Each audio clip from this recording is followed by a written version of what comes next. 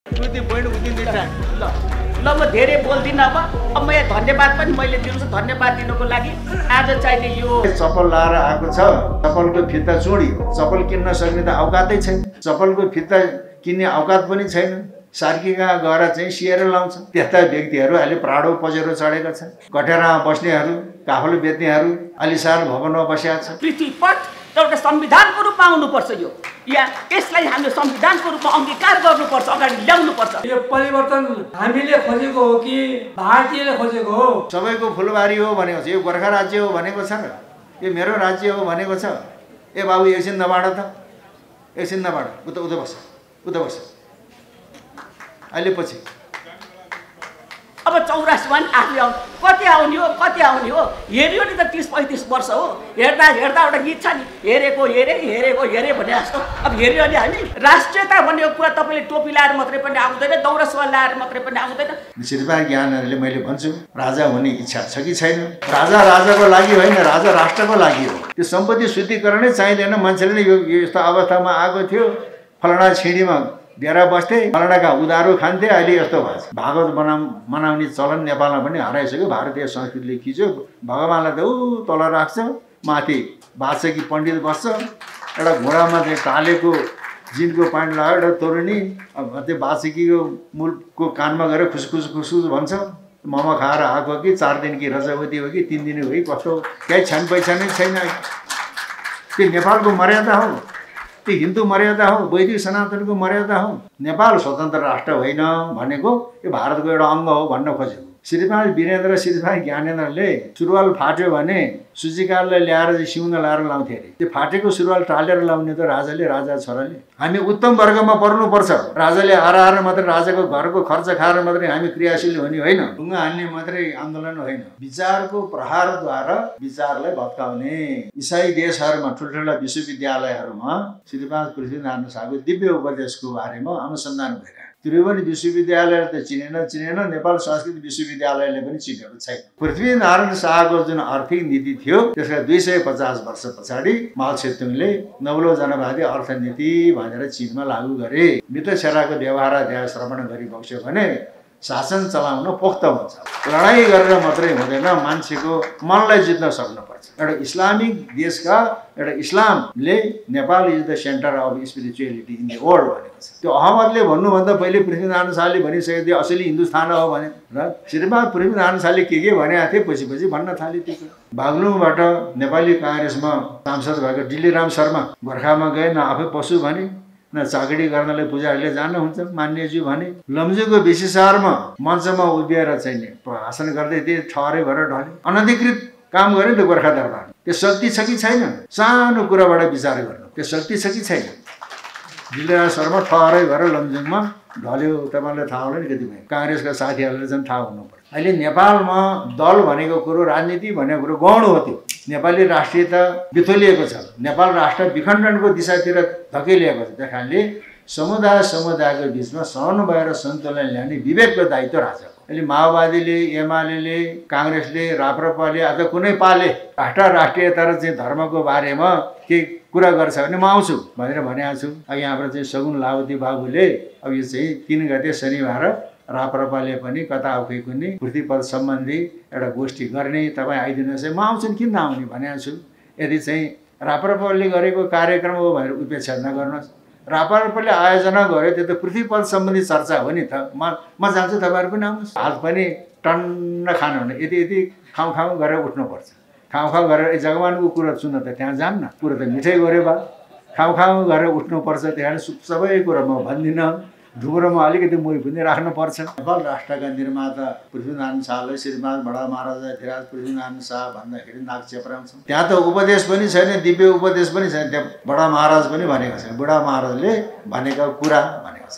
र त्यो बुढा महाराज हाम्रा बडा महाराज हुन्। अहिले श्रीमान ज्ञानेन्द्रलाई नेपालको राजा हुन मन छ कि छैन त्यो उहाँ मौसुब सरकार आफ्नो खुसी। तर अहिले नेपाली जनताले हामीले नेपालमा राजाको महसुस गरेका छौँ। नयाँ वर्षको सन्देशमा पृथ्वीपथको कुरा आएको हुनाले अहिले पनि जसले पनि पृथ्वीपथ भरत बस्नेतजी पृथ्वी विचारको लागि समय पनि खर्च गर्नुभयो, धन पनि खर्च गर्नुभयो। मैले धन खर्च गर्न सकिनँ, तर पृथ्वीपथ भनेको, पृथ्वी विचार भनेको यो हो। यसको व्याख्यिक प्राज्ञिक काम मैले गर्थेँ। जनवादी अर्थतन्त्र भनेको कस्तो रहेछ भन्दाखेरि कम्युनमा गएर बस्ने, लङ्गरमा गएर भात खाने, छाउनीमा गएर सुत्ने, आफ्नो भन्ने त केही पनि छैन। सेनामा जागिर खाएका खसबाहुनले लुगा नकाडिकन भात खाए हुन्छ, जात जाँदैन। सेनामा जागिर खाएका खसबाहुन र गुरुङ मगरले सँगै बसेर खाजा खाए हुन्छ, जात जाँदैन। आपद धर्म त्यो सांस्कृतिक क्रान्ति हो। त्यसले गोर्खालीले खोडा हानेर मात्रै यहाँ चाहिँ जितेको होइन। कुमारीले जसलाई पाँचै औँलाले टिका लगाइदिन्छ उही राजा हुने चलन थियो। कुमारीबाट चाहिँ वरदान पाएर जितेको त्यो सांस्कृतिक क्रान्ति। अहिलेको इन्डिया, अहिलेको भारतमा त्यो प्राचीन भारतवर्षीय चरित्र पाइँदैन। त्यो प्राचीन भारतवर्षीय चरित्र नेपालमा छ। भारतमा किन हराए? अहिले काशी पढ्न जान्छौँ तर त्यहाँ छैन प्राचीन भारतवर्षीय चरित्र। यमनले राज्य गर्यो, क्रिस्चियनले राज्य गर्यो, हरायो। क्रिस्चियनले के भने त्यो नेपालको राजा महेन्द्रले कालो चस्मा भित्रबाट के हेरिरहेको छ मलाई डर लाग्छ। अब अहिले हनुमान ढोका बसन्तपुरको 4वटा बुर्ज त्यो मल्लकालीन अवशेष होइन। श्री 5 पृथ्वीनारायण शाहको समयमा बनेको 9वटा तल छ त्यहाँ, त्यसलाई कैलाश भन्छ। 9 तले बाहुने ढोका नेपाली राजाको दरबार हो। कुन दरबार हो? त्यो काठमाडौँ, भौतपुर, पाटन र कीर्तिपुरका बासिन्दाले बनाइदिएको। श्री 5 पृथ्वीनारायण शाहको समयमा सिन्धुलीगढीको युद्धमा अङ्ग्रेजले पछार्न नसकेको भए नेपालको मानचित्र भिन्दै हुन्थ्यो। राजाले जनइच्छा अनुसार शासन चलाउने, जनताले राजालाई मान्ने, अन्यन्याश्री सम्बन्ध। पृथ्वीपथ भनेकै त्यही हो। भौतिक आक्रमणबाट भन्दा हामी मानसिक राज गर्छौँ। हाम्रो वर्तमान त हो नि, तर वर्तमानमा नेपाली वर्तमान चाहिँ छैन, यो विदेशी वर्तमान हो। यो प्रवचन कार्यक्रममा समुपस्थित हुनुभएका सम्पूर्ण भद्र महिला तथा सज्जनवृन्दमा हार्दिक नमन अर्पण गर्दछु। आज हामीहरू नेपालमा वैदिक सनातन अधिराज्य र संवैधानिक राज संस्था र बहुदलीय प्रजातन्त्रको दिगो विकासका लागि आन्दोलनमा अगाडि बढेका छन्। र आजको पोलिटिक्स एउटा राजनीति एउटा आन्दोलन हो। ढुङ्गा हान्ने मात्रै आन्दोलन होइन, विचारको प्रहारद्वारा विचारलाई भत्काउने, विचारको सम्प्रेषणद्वारा मानसिक रूपान्तरण गराउने। जब मानसिक अवस्थाले माइन्ड मेकअप भएपछि अगाडि एक्सनमा जान सक्छ। त्यसैले यो पनि एउटा आन्दोलन हो। कस्तो आन्दोलन? मैले अघि नै भने नेपालमा वैदिक सनातन अधिराज्य र संवैधानिक राज संस्थाको स्थापना, बहुदलीय प्रजातन्त्रको संस्थागत विकासको आन्दोलन हो। आध्यात्मिक आन्दोलन, मानसिक आन्दोलन हो। किनभने भौतिक आन्दोलनभन्दा मानसिक आन्दोलन बलियो हुन्छ। आज हामीहरू अलेक्जेन्डर द ग्रेट भनेर बडो स्वाभिमान गर्छौँ, तर नेपाल राष्ट्रका निर्माता पृथ्वीनारायण शाहलाई श्रीमान बडा महाराजा धिराज पृथ्वीनारायण शाह भन्दाखेरि नाक चेप्राउँछौँ। यो हाम्रो ज्यादै छोटापना हो। त्यतै अचेल हामी मार्क्सवाद भन्छौँ, लेनिनवाद भन्छौँ, माओवाद भन्छौँ, गान्धीवाद भन्छौँ, तर पृथ्वीपथ, पृथ्वी विचार भन्न चाहन्न। पृथ्वीपथ, पृथ्वी विचार भनेको पृथ्वीवाद हो। र अहिले विश्वमा ठुल्ठुला बौद्ध देशहरूमा, इसाई देशहरूमा, ठुल्ठुला विश्वविद्यालयहरूमा 2टा विषयको अध्ययन अनुसन्धान भइरहेको छ। एउटा श्रीमद् भगवद् गीता, त्यहाँको भाषा, प्रस्तुति, दर्शन। क्रिस्चियनहरूले अध्ययन गरिरहेका छन् कस्तो दर्शन दियो भनेर। एउटा श्री 5 पृथ्वीनारायण शाहको दिव्य उपदेशको बारेमा अनुसन्धान भइरहेको छ। त्यस्तो एउटा चाहिँ पहाडी मुलुकको एउटा व्यक्तिले त्यो विशाल अङ्ग्रेज साम्राज्यलाई कसरी परास्त गर्न सक्यो, कसरी सिखी गर्न सक्यो, त्यसको नीति के थियो, आर्थिक नीति के थियो, सामाजिक नीति के थियो, परराष्ट्र नीति के थियो, सांस्कृतिक नीति के थियो भनेर अध्ययन गरिरहेको छ। तर हामीले वास्तव छैन। अहिले छिमेकी देश भारतको आसामको विश्वविद्यालयमा श्री 5 पृथ्वीनारायण शाहको उपदेशको अध्ययन हुन्छ, तर नेपालको विश्वविद्यालयले त्रिभुवन विश्वविद्यालयले त चिनेन, नेपाल संस्कृत विश्वविद्यालयले पनि चिनेको छैन। यो हाम्रो दुर्भाग्य हो। तर अहिले फेरि अर्को कुरा के भन्छन् भने अहिले पृथ्वीनारायण शाहको उपदेश भनेर बजारमा जुन आएको छ त्यो त राजा महेन्द्रले योगीन्द्रनाथलाई भनेर योगीन्द्रनाथले आफ्नो कल्पनाले बनाएको कुरा हो भन्छन्। विरोध गर्ने के भन्छ अब यो दस्तावेज श्रीपाद पृथ्वीनारायण शाहका सेनापति बडावीर शिवराम सिंह बस्नेतका छोरा हरिमान सिंह बस्नेतको घर काठमाडौँ केलटोलको तिलङ्गा भवनमा भगतमान सिंह बस्नेतको घरमा फेला परे। योगीन्द्रनाथले फेला पार्नुभयो, प्रकाशित गर्नुभयो। त्योभन्दा पहिले थाहा थिएन। अहिले यसको मूल पाण्डुलिपि कहाँ छ त? राष्ट्रिय अभिलेखालयमा छ। अब त्यो योगीन्द्रनाथले आफ्नो कल्पनाले लेखेको हो कि आदिम कालको हो? ल्याबमा लगेर टेस्ट गरौँ न, त्यो कागज कतिखेरको, मसी कतिखेरको, लिपि कतिखेरको हो,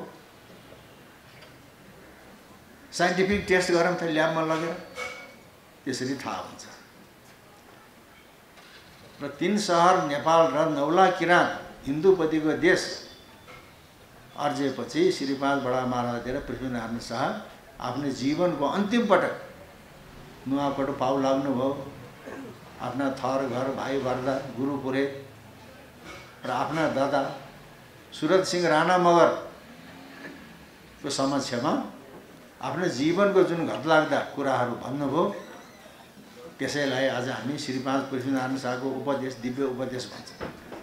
त्यहाँ त उपदेश पनि छैन, दिव्य उपदेश पनि छैन। त्यहाँ पछिल्लो समयमा बुढा महाराज भनेको छ, त्यहाँ बडा महाराज पनि भनेको छ। बुढा महाराजले भनेका कुरा भनेको छ। तर त्यो बुढा महाराज हाम्रा बडा महाराज हुन् र त्यो कुरा होइन, उपदेश हो, दिव्य उपदेश हो। नेपालमा जुनसुकै राजनीतिक व्यवस्था आओस्, श्रीपाद पृथ्वीनारायण शाहको दिव्य उपदेशले नेपालको राज्य व्यवस्थामा एउटा निर्देशिक सिद्धान्तको काम गर्दछ। त्यो पनि बुझ्नुपर्छ। अब मार्क्सवाद के हो, पृथ्वीपथ के हो? मार्क्सवाद भनेको भौतिक द्वन्द्ववाद। त्यही कारणले कार्ल मार्क्सले के भने भन्दाखेरि वर्ग सङ्घर्षको आधारमा वर्गविहीन समाजको सृजना गर्नुपर्छ भने त्यो राम्रो। वर्गविहीन समाज, त्यहाँ कारखानाका मालिक पनि छैन, मजदुर पनि छैन, सबै समान छ। वर्गविहीन समाज राम्रो। तर वर्गविहीन समाजको सृजनाको लागि वर्ग सङ्घर्षै हुनुपर्छ त? वर्ग समन्वयबाट वर्गविहीन समाजको सृजना हुन सक्दैन। हामीले 2019 सालको नेपालको संविधान पढेका छौँ। निर्दलीय पञ्चायत व्यवस्थाको निर्देशिक सिद्धान्त के हो? ती निर्देशिक सिद्धान्तमध्ये महत्त्वपूर्ण सिद्धान्त वर्ग समन्वयको आधारमा वर्गविहीन समाजको सृजना गर्नु। उता वर्ग सङ्घर्षको आधारमा वर्गविहीन समाजको सृजना गर्नु भन्छ, द्वन्द्व हो। यता वर्ग समन्वयको आधारमा वर्ग शोषणरहित समाजको सृजना गर्नु। त्यो हो पृथ्वीपथ, पृथ्वी विचार, पृथ्वीवाद। र श्रीपाद पृथ्वीनारायण शाहले देश जोगाउनको लागि, राज्य जोगाउनको लागि राजालाई सचेत गराउने जिम्मा नागरिकलाई सुम्पेको छ। बुढा मरे भाका सरे भनी भन्छन्, तिमीहरू छेउ सुनाइ गया, तम्रा सन्तानलाई सुनाउनु, तम्रा सन्तानले हाम्रा सन्तानलाई सुनाउनु र यो राज्य थामी खानन् भनेको छ। राजालाई सतर्क गराउने, सचेत गराउने दायित्व जनताको, राज्य थाम्ने दायित्व राजाको। अहिले श्रीपाद ज्ञानेन्द्रलाई नेपालको राजा हुन मन छ कि छैन, त्यो उहाँ मौसुब सरकार आफ्नो खुसी। तर अहिले नेपाली जनताले, हामीले नेपालमा राजाको महसुस गरेका छौँ। पृथ्वीपथ भनेको यो हो महाराज। नेपालको धर्म, संस्कृति, गौरव, गार्थ, आदर्श, मर्यादा यो हो महाराज। राज्य थामी बक्सोस्, राज्य भड्खालोमा जाँदा लाग्यो भनेर हामीले अब पृथ्वीपथको बारेमा चर्चा पर्चा गऱ्यौँ। तर श्रीपाद ज्ञानेन्द्रको नयाँ वर्षको सन्देशमा पृथ्वीपथको कुरा आएको हुनाले अहिले पनि जसले पनि पृथ्वीपथ, पृथ्वीपथ, पृथ्वीपथ। तर भरत बस्नेतजी पृथ्वी विचारको लागि समय पनि खर्च गर्नुभयो, धन पनि खर्च गर्नुभयो। मैले धन खर्च गर्न सकिनँ, तर पृथ्वीपथ भनेको, पृथ्वी विचार भनेको यो हो। यसको व्याख्याक प्राज्ञिक काम मैले गर्थेँ, भौतिक काम उहाँले गर्नुहुन्थ्यो, प्राज्ञिक काम मैले गरेका थिएँ। त्यस कारणले राष्ट्र निर्माणको लागि, राष्ट्रलाई धान्नको लागि, राज्यको अस्मिता जगाउनको लागि राजाले सचेत गराउने जिम्मा श्रीमान पृथ्वीनारायण शाहले जनतालाई दिएको छ। र अहिले हामी श्रीमान ज्ञानेन्द्रलाई सचेत गराउन सबै दुनियाँ हामी लागेका छौँ। श्रीमान ज्ञानेन्द्रले मैले भन्छु राजा हुने इच्छा छ कि छैन, तर जनताले, नेपाली जनताले नेपालमा राजाको आवश्यकताको महसुस गरेको छ। राजा राजाको लागि होइन, राजा राष्ट्रको लागि हो। अब यसमा अलिकति तुलनात्मक अध्ययन पनि हुनुपर्छ। अफिमले ढुनमुनिएको त्यो चीनलाई अहिले यो अवस्थामा कसले ल्यायो? माओ त्से-तुङले ल्यायो। माओ त्से-तुङका दुईटा आधार, चीनलाई समृद्ध बनाउने माओ त्से-तुङका दुईटा आधार, एउटा नौलो जनवादी अर्थतन्त्र, एउटा सांस्कृतिक क्रान्ति। पहिले नौलो जनवादी अर्थतन्त्र थिएन, पहिले जनवादी अर्थतन्त्र।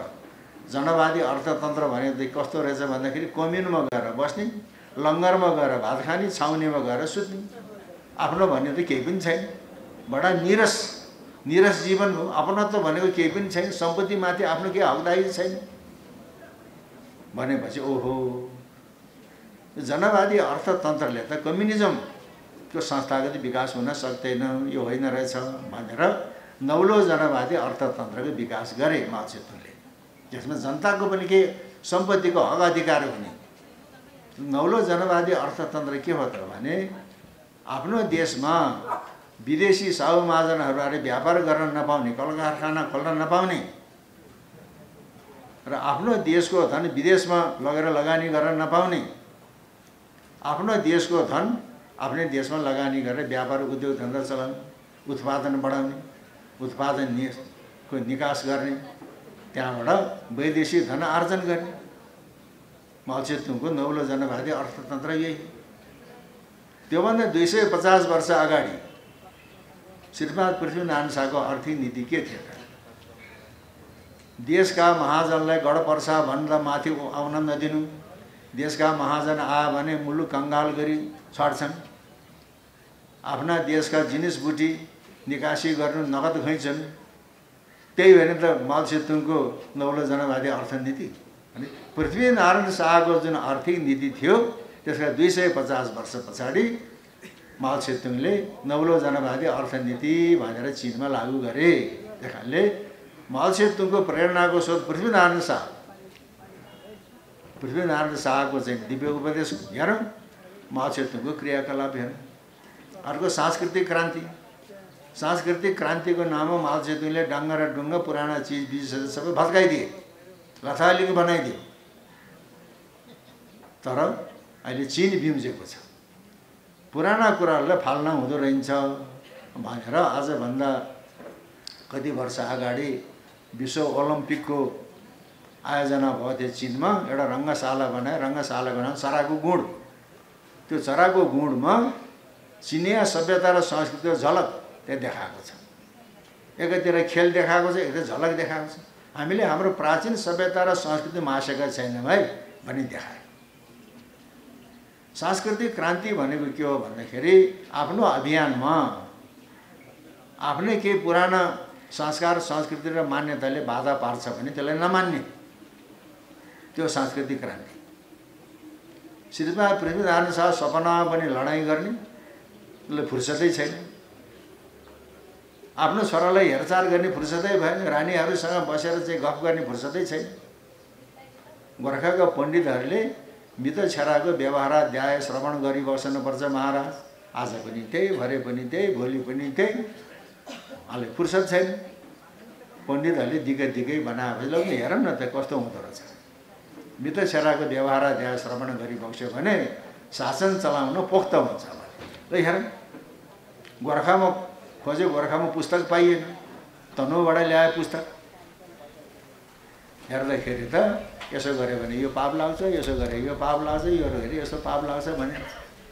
अनि श्रीपाद पृथ्वीनारायण शाहबाट के आज्ञा भयो भने शास्त्र पढेर शास्त्र बमोजिम काम गरेन भने पाप लाग्छ, शास्त्रै पढेन भने त्यहाँ के छ पाप लाग्दैन। मैले त गोत्र हत्या गर्नु छ, मित्र हत्या गर्नु छ, लडाइँ गर्नु छ, मान्छे मार्नु छ, म पढ्दिनँ यो शास्त्र।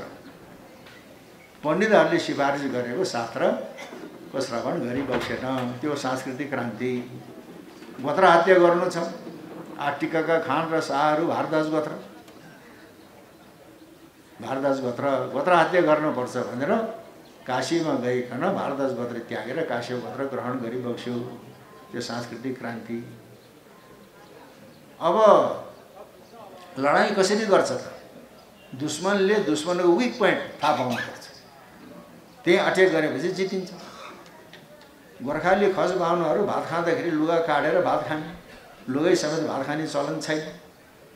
कति दिनको भोको थियो, एक ठाउँमा गोर्खाली खस बाहुनहरूले भात पकाएर भात खान लाएर छन्। ढाल खोँडा एकातिर, लुगा एकातिर, एउटा धोती एउटा लङ्गोटी लाएर भात पकाएको छ।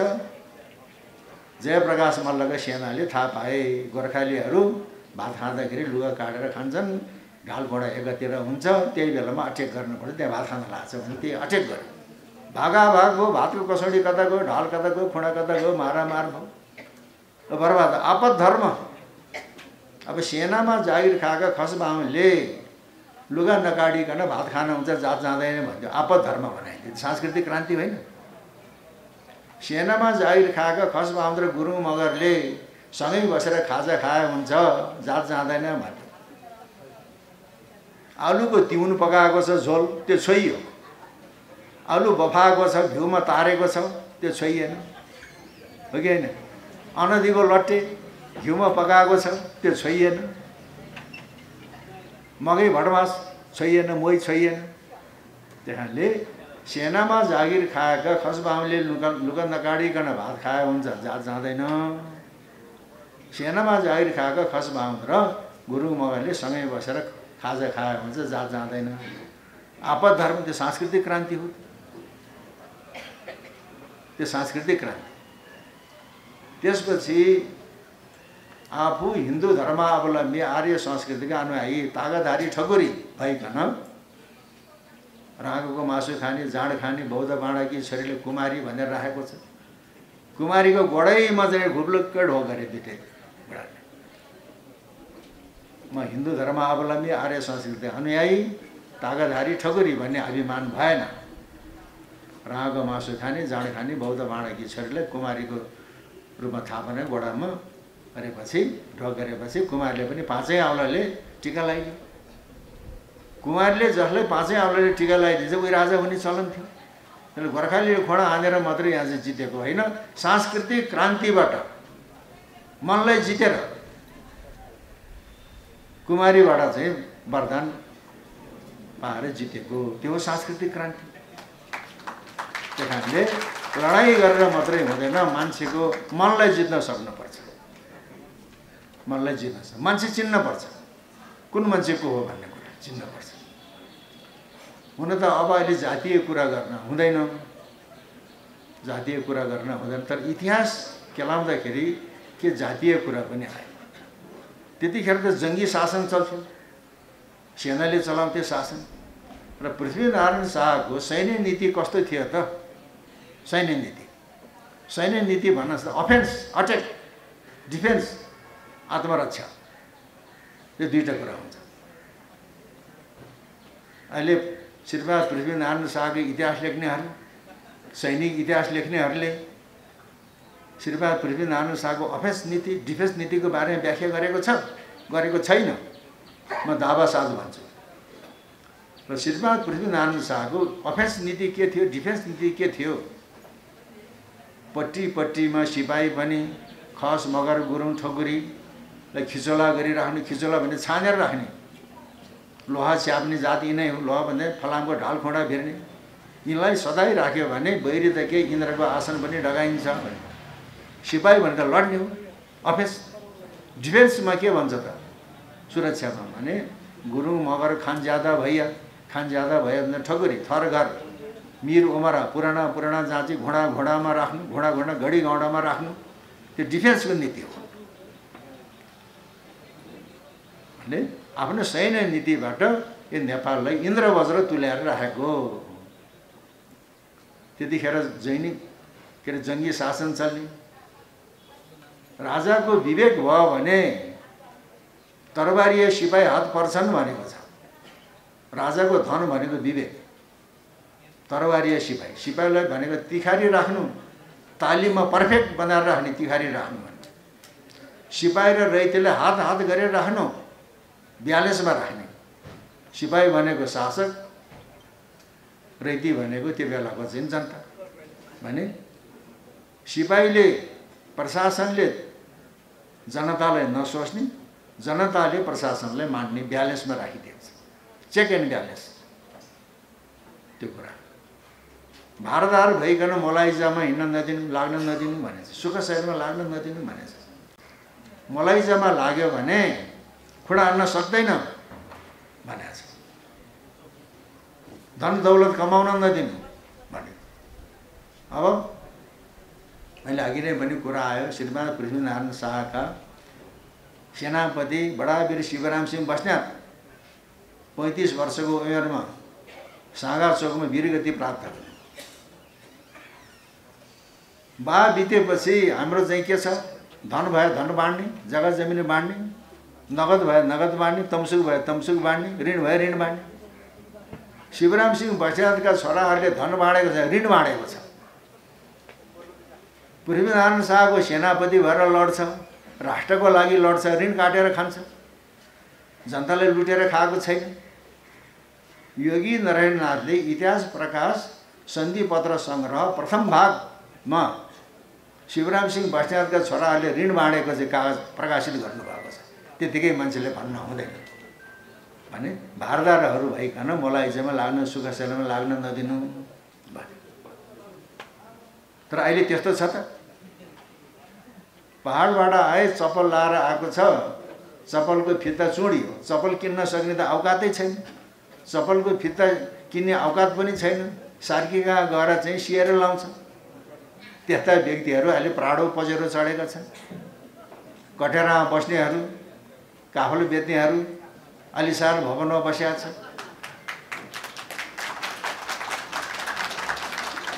त्यस्तो अवस्था छ अख्तियारले चाहिँ लेखाजोखा गर्नै पर्दैन सर्वसाधारणको आँखाले पनि आई सर्वे भन्छ नि सर्वे त्यो यहाँ नेपालमा आउँदा कस्तो थियो 40 वर्ष अगाडि अहिले कस्तो भयो जनताले प्रश्न पार्न सक्छ त्यसको आय आर्जन के हो त्यो सम्पत्ति शुद्धिकरणै चाहिँदैन मान्छेले नै यो यस्तो अवस्थामा आएको थियो फलाना छिडीमा डेरा बस्थे फलानाका उधारो खान्थे अहिले यस्तो भएको छ जनताले प्रश्न थाहा पाएको कुरो त्यही कारणले अहिले सबै सुख शैल र मलाइजामा लागेको छ अनि अर्को कुरो जनता चेतनशील हुनुपर्छ भनेको छ मेरा साना दुःखले आर्जाको मुलुक होइन सबैको फुलबारी हो भनेको छ यो गोर्खा राज्य हो भनेको छ र यो मेरो राज्य हो भनेको छ ए बाबु एकछिन नबाड त एकछिन नबाड उता बस अहिले पछि सबैको फुलबारी हो भनेको छ मेरो राज्य हो भनेको छ गोर्खा राज्य भनेको छ मेरा साना दुःखले आर्जाको मुलुक भने सबैको फुलबारी सबैलाई चेतना भया अनि सबैले थाहा पायो भनेको होइन सबैमा चेतना भयो भने यो फुलबारीका छोटा बडा सबै जातले यो असली हिन्दुस्तान हो आफ्नो कुला धर्ममा रहनु भनेको छ असली हिन्दुस्तान भनेको के हो त नेपाल र भारतको धार्मिक आस्थाको केन्द्र एउटै संस्कृतिको अन्तर्वस्तु एउटै तर अहिलेको इन्डिया अहिलेको भारतमा त्यो प्राचीन भारतवर्षीय चरित्र पाइँदैन त्यो प्राचीन भारतवर्षीय चरित्र नेपालमा छ भारतमा किन हराए अहिले काशी पढ्न जान्छ तर त्यहाँ छैन प्राचीन भारतवर्षीय चरित्र किन यमनले राज्य गर्यो कृष्णले राज्य गर्यो हरायो जस्तो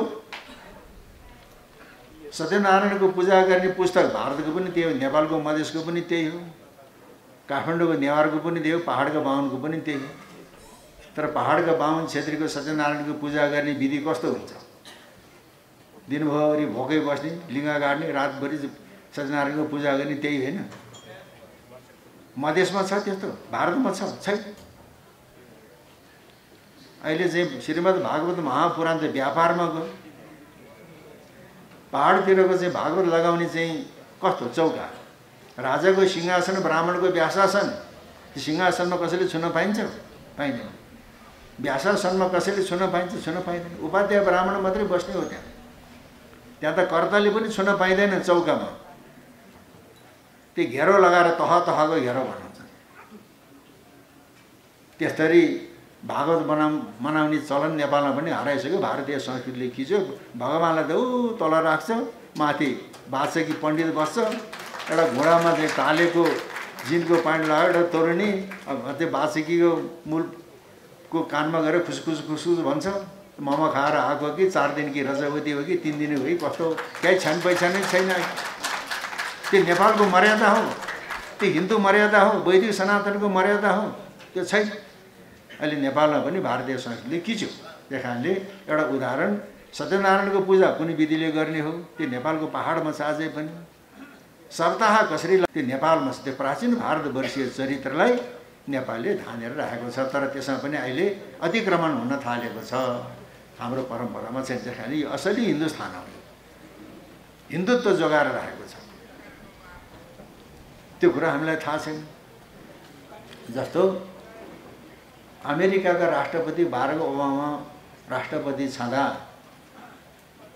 सिङ्गापुरमा G20 को शिखर सम्मेलन भयो। त्यतिखेर टर्कीका प्रधानमन्त्री डाक्टर अहमद, टर्की भनेको इस्लाम राज्य, अहमद पनि इस्लाम, उसले के भन्छ? Nepal is the centre of spirituality in the world भन्छ। India is the centre of spirituality in the world भन्दैन। एउटा इस्लामिक देशका एउटा इस्लामले Nepal is the centre of spirituality in the world भनेको छ। त्यो अहमदले भन्नुभन्दा पहिले पृथ्वीनारायण शाहले भनिसकेको थियो असली हिन्दुस्तान हो भने। र श्रीमान पृथ्वीनारायण शाहले के भनेको थिए पछि भन्न थाले त्यो कुरा। र कुनै बेला रुसको एउटा ध्रुव, अमेरिकाको एउटा ध्रुव, दुईटा ध्रुवमा खेमाबन्दी थिए विश्व। अब साँडेको जुदाई, बादशाहको मिसाई भन्ने भन्छ। असंलग्न परराष्ट्र अमेरिकाको ध्रुवमा पनि नलाग्ने, रुसको ध्रुवमा पनि नलाग्ने असंलग्न परराष्ट्रहरूको निर्माण हो, एउटा सङ्गठन हो। असंलग्न परराष्ट्र नीतिका देशहरूको नेता को त? श्रीमान महेन्द्र। युएनओ भर्खर जम्दै थियो। चीनको अहिलेको जस्तो वर्चस्व थिएन, भक्क हुर्कौलो अवस्थामा थियो। भारतले के भन्यो? नेपाल स्वतन्त्र राष्ट्र हुँदैन, यसलाई चाहिँ युएनओको चाहिँ सदस्यता दिन हुँदैन भन्यो भारतले। तपाईँलाई थाहा होला, थाहा नभए थाहा पाउनुहोस्। नेपाल स्वतन्त्र राष्ट्र होइन भनेको यो भारतको एउटा अङ्ग हो भन्न खोजेको। नेपाल स्वतन्त्र राष्ट्र होइन, त्यही कारणले यसलाई युएनओको सदस्यता दिन हुँदैन भन्यो, आफूले दिए। त्यतिखेर भारत र चाहिँ रुसको मित्रता थियो, रुसलाई पनि नदे भन्यो। तर श्रीमान महेन्द्रको प्रतापले गर्दाखेरि अनि युएनओको सदस्यता प्राप्त गरेर छोड्यो। अनि चीनलाई पनि दिलायो, श्रीमान महेन्द्रले दिलाएको। अनि रुस र भारत भइकन, अमेरिका भइकन चीनलाई पनि युएनओको सदस्यता नदिने श्रीमान महेन्द्रको प्रयासले नेपालले पनि युएनओ पायो, सदस्य पायो, चीनलाई पनि सदस्यता दिलायो। अनि नेपालले चीनको पक्षमा आफ्नो भिटो पावर चाहिँ प्रयोग गरेको छ। त्यसपछि रुसलाई रिझाएको होइन, रुससँग गएर चाहिँ नि राम्रो कूटनैतिक सम्बन्ध राखेपछि क्रुश्चेभले के भने त? त्यो नेपालको राजा महेन्द्रले कालो चस्मा भित्रबाट के हेरिरहेको छ, मलाई डर लाग्छ भा। बुझ्नुहोस् कुरा, कुनै बेला विश्वको डन हिटलर, मलाई अरू कुनैसँग डर लाग्दैन, गोर्खालीहरूको खुकुरी देखेर डर लाग्छ भने जस्तै रुसका राष्ट्रपति क्रुश्चेभले त्यो नेपालको राजा महेन्द्रले कालो चस्मा भित्रबाट के हेरिरहेको छ, मलाई दखस लाग्छ। रुसलाई आफ्नो अधीनमा ल्याएर नेपालमा आएर लगानी गर, हेटौडा कपडा कारखाना खोलाएको, यसरी वर्चस्व कायम गराएको थियो असंलग्न परराष्ट्र नीति। र असंलग्न परराष्ट्र नीतिको प्रणेता पनि श्रीपाद पृथ्वीनारायण शाह। नेपाल दुई ढुङ्गा बिचको तरुल रहेछ, त्यो तरुलले दुई ढुङ्गा भनेको चीन र भारत, त्यो चेपुवामा कसरी आफ्नो अस्तित्व कायम गर्छ त्यो तरुलले। उत्तर चीनको बडा बादशाह भनेको छ, चीनका बडा बादशाहसँग पनि घार राख्नु, दक्षिण समुद्रको बादशाह चाहिँ घार राख्नु, त्यो बडो चतुरो छ, एक दिन त्यहाँ उक्लने छ भने त्यो अङ्ग्रेजलाई भनेको। तर अङ्ग्रेजले जे गरेका थिए त्यति कुराले भारतले पनि गरिरहेको छ। अनि चीनका बडा बादशाहसँग पनि घार राख्नु, दक्षिणको बादशाहसँग घार राख्नु, त्यो बडो चतुर छ, एक दिन यहाँ उक्लिने छ। भारत जाग्यो, हिन्दुस्तान जाग्यो भने त्यहाँ उक्लिने छ भने, किनभने हिन्दुस्तान जाग्न सकेन, अङ्ग्रेजले खिचेर राखेको छ। त्यस कारणले चाहिँ नि असंलग्न परराष्ट्र नीतिको प्रणेता पनि श्रीपाद पृथ्वीनारायण शाह। अनि अर्को, अब अहिले फ्रान्समा अमेरिकामा एउटा फेसन आयो भने 5 मिनट नेपालमा आइहाल्छ त्यो फेसन। हामीले च्याङ्गा पाङ्गा लगाइकन 3 सहर नेपाल र 9 लाख किराँत जितेका थियौँ, च्याङ्गा पाङ्गा लगाऊ। अनि कपडा बुन्न जान्नेलाई नमुना देखाएर सधाउनु, तालिम दिनु भने। खानी भएको ठाउँमा गाउँ छ भने गाउँलाई अन्तै सारेर देखानी निकाल्नु भनेको छ। मैले सुनेको छु, देखेको छैन। श्रीपाद वीरेन्द्र, श्रीपाद ज्ञानेन्द्रले सुरुवाल फाट्यो भने सुजिकारलाई ल्याएर सिउन लाएर लाउँथे अरे। तपाईँलाई थाहा होला त्यो कुरो, मैले सुनेको। त्यो फाटेको सुरुवाल टालेर लाउने त राजाले, राजा छोराले भने च्याङ्गा पाङ्गा लगाएर 3 सहर नेपाल र 9 लाख किराँत जितेका थियौँ भने त्यस्तै भयो। अनि यहाँ उहिले फागुमा इन्डियाबाट पथरियाहरू आउँदो रहेछन् नाच्न। तिनीहरू आयो भने यहाँको ठिटाहरूको भैँस पनि लुटेर लाने, रोग सार्ने, यता पैसा पनि लुटेर लाने, नेपालको भेद पनि चाहिँ खुल्ने, गोप्यता। त्यसलाई चाहिँ नि बिस्तारै हटाउनु, आफूले सुख सहयोग गर्नु पर्यो भने 3 सहर नेपालका नेवारहरूको शास्त्र बमोजिमको नाच हेर्नु, यिनीहरूले दिएको त आफ्नै देशमा रहन्छ भनेको छ। रैथाने संस्कृतिको संरक्षण, रैथाने संस्कृतिको संरक्षण। अब श्रीपाद पृथ्वीनारायण शाहले जित्यो, उहाँको प्रताप थियो, जित्यो। अब अहिले हनुमान ढोका बसन्तपुरको 4वटा बुर्ज, त्यो मल्लकालीन अवशेष होइन, श्रीपाद पृथ्वीनारायण शाहको समयमा बनेको। 9वटा तल छ त्यहाँ, त्यसलाई कैलाश भन्छ। 9 तले बाहुने ढोका नेपाली राजाको दरबार हो। कुन दरबार हो? त्यो काठमाडौँ, भरतपुर, पाटन र कीर्तिपुरका बासिन्दाले बनाइदिएको 4वटा बुर्ज। अनि हनुमान ढोका पस्नुभन्दा पछाडि दाहिनेपट्टिको लङ, जहाँ पुराण भन्दछ, जङ्गबहादुर महाराजले बनाएको, अहिलेको गद्दी बैठक चन्द्रशमशेर महाराजले बनाएको। त्यहाँले त्यो मल्लकालीन अवशेष मात्रै होइनन्, शाहकालीन र अवशेष र राणाकालीन अवशेष पनि छ। त्यसै गरी अहिले इन्द्र जात्रा भएपछि कालो भैरवको अगाडि इन्द्रध्वज उत्थान गर्छ। अघि थिएन, अघि मल्लकालमा अड्को टोलमा अड्को नारायणको सामुन्यमा इन्द्रध्वज उत्थान गर्ने। र श्रीपाद पृथ्वीनारायण शाहको छोरा श्रीपाद प्रताप सिंह शाहको समयमा तान्त्रिक विधिले कालो भैरवको अगाडि इन्द्रध्वज उत्थान गर्न लागेको त्यो परम्परा बसाल्यो। सेतो भैरव रणबहादुर शाहले स्थापना गरे। अब त्यहाँ शिव पार्वतीको मन्दिर छ, त्यो बहादुर शाहको नायबी कालमा तयार भयो।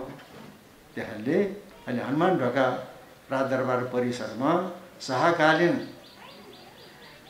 स्मारकहरू, राणाकालीन स्मारकहरू, यहाँको संस्कृतिलाई मासेको छैन, कलालाई पनि मासेको चाहिँ छैन। यो हाम्रो चाहिँ रैथाने संस्कार र चाहिँ संस्कृति हो। त्यो कुरालाई हामीले मान्नुपर्छ। आफ्नो सनातन कुल धर्म रहनु, सनातन कुल धर्म नरहेको हुनाले अहिले हामीले दुःख पायौँ। आफ्नो मर्यादामा रहनुपर्छ। सल्यानकोटकी माई धादिङकोबाट साक्षात्की छन् रे, जाँदाखेरि ढोकासम्म पुगे, पुजारीले भित्र त पुजारीले टोहलोलाई मात्रै प्रवेश छ महाराज, भित्र पस्न पाइँदैन भने, ए के भन्छस्, जबरजस्ती त्यो प्रवेश भएन। ढोकासम्म त जान हुन्छ होला नि, ढोकासम्म त हुन्छ, पुजारी त मगर ढोकासम्म गएर चाहिँ नि अनि सेवा गरिबक्सेको छ। त्यो शास्त्रीय मर्यादा। अहिले गोर्खा दरबारमा भित्र गद्दिन सिंह राजा बडा महारानीको पनि प्रवेश छैन त्यहाँ, र मगर पुजारी अहिले एउटा बोहरा थपिएको छ, अरू बाहुनहरू त त्यहाँभित्र पस्नै पाइँदैन। बहुदल आयो, बागलुङबाट नेपाली काङ्ग्रेसमा सांसद भएको डिल्लीराम शर्मा गोर्खामा गए, न आफै पशु भने, न चाकडी गर्नलाई पुजारीले जानुहुन्छ, मान्यज्यू भने। लमजुङको विशेषारमा मञ्चमा उभिएर चाहिँ नि भाषण गर्दै थिए, ठहरै भएर ढले। अनधिकृत काम गर्यो नि त गोर्खा दरबारमा, त्यो शक्ति छ कि छैन, सानो कुराबाट विचार गर्नुपर्छ, त्यो शक्ति छ कि छैन। डिल्लीराम शर्मा ठहरै भएर लमजुङमा ढल्यो, तपाईँलाई थाहा होला नि कतिपय कुरा, काङ्ग्रेसका साथीहरूलाई झन् थाहा हुनुपर्छ। त्यही कारणले आर्य मर्यादा भनेकै त्यही हो, आर्य मर्यादा भनेको चाहिँ त्यही हो। किनभने अब स्वयम्भूमा यत्रो चक्र चक्र चक्र देख्छौँ, भित्रपट्टि काठ छ, सल्लाहको बडे मानेको बाँले पनि नभेट्ने काठ राख्दो रहेछ। त्यो काठ चाहिँ नि नुवाकोटबाट ल्याउनु पर्दो रहेछ। नुवाकोट गोर्खालीले जितिसक्यो, यहाँ काठ फेर्ने भयो, गोर्खालीसँग माग्न पनि सक्दैन, काठ काट्न पनि सक्दैन। ओहो, यिनीहरूको आवश्यकता त्यो रहेछ, परम्परा त्यो रहेछ भनेर श्रीमान पृथ्वीनारायण शाह आफैले त्यो चाहिँ सल्लाहको मोडो काट्न लाएर गोर्खाली फौज लगाएर पठाए। कसको आवश्यकता के छ, अहिलेको चाहिँ राजनीतिक नेताहरूको आवश्यकता के छ, घर व्यवहार के छ, त्यो थाहा पाउनुपर्छ राजाले। विक पोइन्ट भनेको त्यही हो, त्यसैमा प्रहार गर्न सक्नुपर्छ। न यिनका चाहिँ स्वयम्भूको लिङ्गको ढले ढलो चाहिँ मलाई छु मतलब भनेर बस्या भए हुन्थ्यो। काठ ल्याएपछि ओहो भनेर गोर्खालीप्रति श्रीमान पृथ्वीनारायण शाहप्रति नेवारहरूको श्रद्धा विश्वास बढ्यो। यहाँ सम्यक पूजा हुँदो रहेछ बौद्ध परम्परा अनुसार। गोर्खालीले नाकाबन्दी लगाएको छ, यहाँ सम्यक पूजा हुन सकेन। जितेपछि किन सम्यक पूजा नगरेको, पूजा गर भनेर सम्यक पूजा नगर्ने गुठीका थकालीहरूले दण्ड गरेछ। सम्यक पूजा गराएको छ, संरक्षण गराएको छ। त्यही कारणले थितिको पनि संरक्षण गराएको, रीतिको पनि संरक्षण गराएको छ। यदि श्रीमान पृथ्वीनारायण शाहको समयमा सिन्धुलीगढीको युद्धमा अङ्ग्रेजले पछार्न नसकेको भए नेपालको मानचित्र भिन्दै हुन्थ्यो, मानचित्र भिन्दै हुन्थ्यो। अङ्ग्रेज काठमाडौँमा ओर्लन्थे, तिब्बतलाई जित्थे, चिनलाई पनि जित्थे। तगारोमा कसले रोक्यो गौडो, श्रीमान पृथ्वीनारायण शाहको समयमा अनि नेपाली सेनाले रोक्यो। उखान के छ त, भोटेको बल, बुद्धिसुद्धि चाहिँदैन, शरीरले ठेलेर लैजाने। अङ्ग्रेजको कल, कल भन्यो कल झगडा होइन, मिसनरी पाठ पूर्जा। गोर्खालीको छल, गुरिल्ला युद्ध गर्ने, गुरिल्ला युद्धद्वारा हराइदियो। कुनै बेलामा चाहिँ नि बेलायतको अङ्ग्रेजी शासन, अङ्ग्रेजी साम्राज्यमा घाम अस्ताउँदैन थियो अरे, त्यस्ता विशाल अङ्ग्रेजी साम्राज्यलाई र डाँडाको चाहिँ त्यतिखेर काठमाडौँ जितिसकेकै थिएन। एउटा गोर्खाली सेनाले खुकुरीको भरमा अङ्ग्रेजले परास्त गरिदियो। त्यहाँदेखि माथि सातो गयो, किरै बैरी झारै बैरी भयो, यता च्याउनै सकेन, परास्त भयो। त्यही कारणले यो पृथ्वीनारायण शाहको नीति के इन्टेलिजेन्स कस्तो हो, किन यसरी अनुशासित भए, त्यसको बारेमा अध्ययन हुँदैछ पृथ्वीनारायण शाहको बारेमा, तर हामी वास्ता गर्दैनौँ। त्यही कारणले यदि हामी पृथ्वी पथको आधारमा टेकेर अगाडि बढ्ने हो भने यो हाम्रो रैथाने स्थिति हो। त्यसो भन्दा फेरि अहिलेको आधुनिकीकरणलाई पनि हामीले समावेश गर्नुपर्छ। तर मुख्य चुरो कुरो पृथ्वी पथलाई टेकेर हामीले आफ्नो आर्थिक नीति, सामाजिक नीति, सांस्कृतिक नीति, पराष्ट्र नीति र घाघरासको कुरा र जनमतको आधारमा शासन गर्नुपर्छ शासकले भनेको छ। दुनियाँ जसबाट खुसी छन् कजाइ त्यसैलाई दिनु भन्यो। पृथ्वीनारायण शाहको प्रिय पात्र त विराज बखेती। विराज बखेती भने कोही मगर हो भन्छ, कोही क्षेत्री हो भन्छ, तर उसको शाखा सन्तान होइन। यहाँ दहचौकतिर हामी बखेती हौँ, विराज बखेतीको सन्तान भनेर क्षेत्रीहरू मसँग ठोकिन आएका थिए, तर त्यसै चापेर आएन।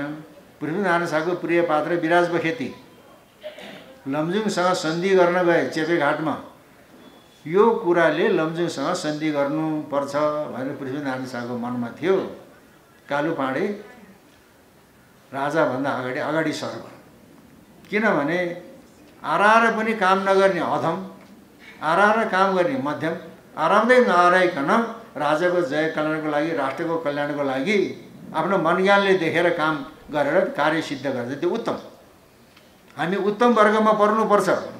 राजाले आराएर मात्रै राजाको घरको खर्च खाएर मात्रै हामी क्रियाशील हुने होइन, हामी उत्तम वर्गमा लाग्नुपर्छ। मेरो मनमा जुन कुराले लमजुङसँग घाव बाँध्ने भनेको थिएँ, पृथ्वीनारायणसँग बोलेन भने कालु पाँडेले त्यो वाक्य बोलेर अनि घाव बाँध्यो। मलाई त खुसी बनायो।